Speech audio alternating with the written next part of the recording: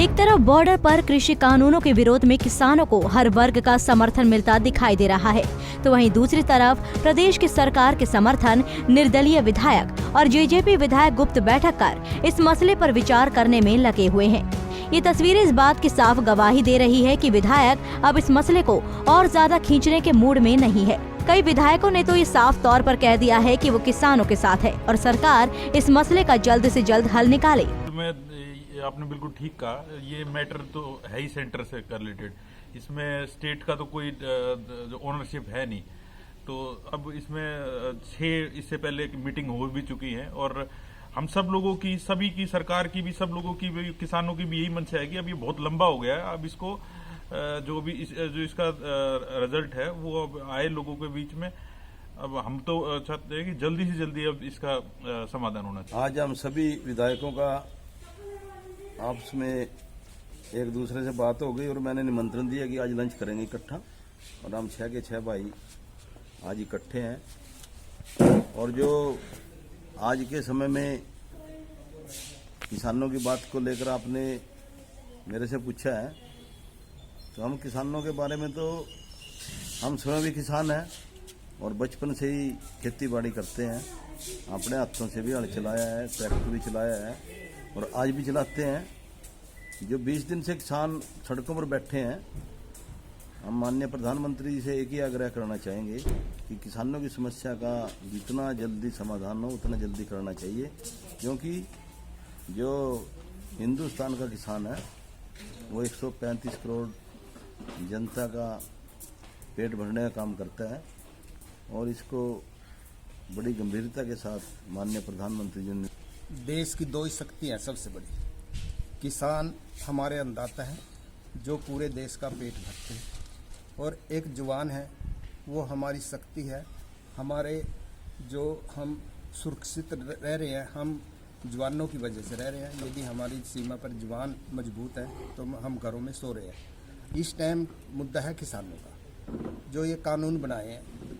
यदि इसमें कोई किसानों को एक्सेप्ट नहीं या उनको कोई दिक्कत आ रही है तो इनसे बैठ के सरकार ने बात करनी चाहिए। और जो ये इतने दिन से पहला आंदोलन है जो इतना लंबा चले और मजबूत है, तो इससे सरकार ने, माननीय प्रधानमंत्री जी ने इस पे विचार करना चाहिए कि ये आंदोलन बढ़ता ही जा रहा है, आगे बढ़ने की संभावना है।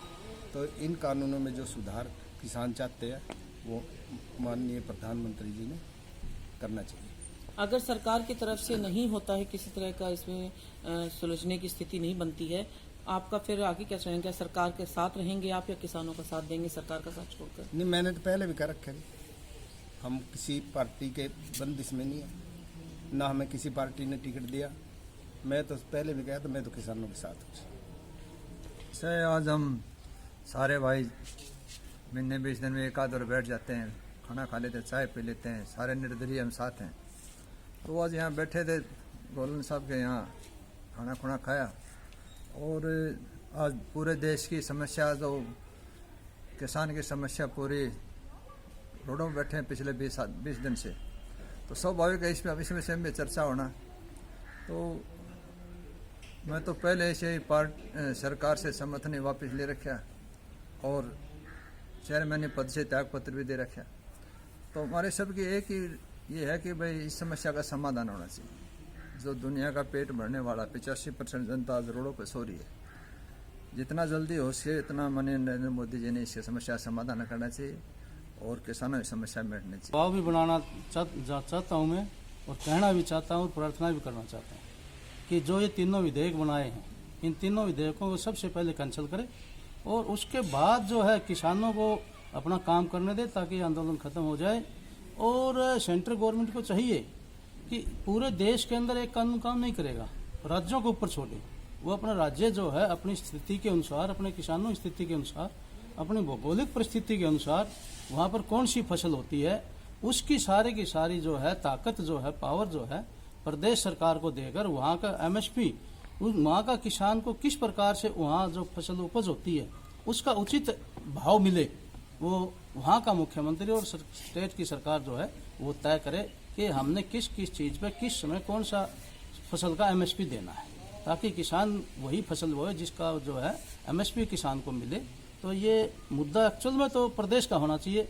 सेंट्रल गवर्नमेंट ने तीनों विधेयक कैंसिल करके और इसका हल निकालना चाहिए। अब जैसे 20 दिन हो गए हैं किसानों का आंदोलन करते और अभी भी हल नहीं निकला। अगर आने वाले समय में भी कोई इस तरीके के नहीं निकलता है हल और किसी दूसरी दिशा में जाता है आंदोलन और किसानों की मांग नहीं मानी जाती है, तब क्या आगे ये सरकार की जिम्मेवारी है। यदि अगर सरकार आंदोलन दूसरी तरफ जाता है तो मैं ये कहना चाहता हूँ ये सरकार की जिम्मेवारी है।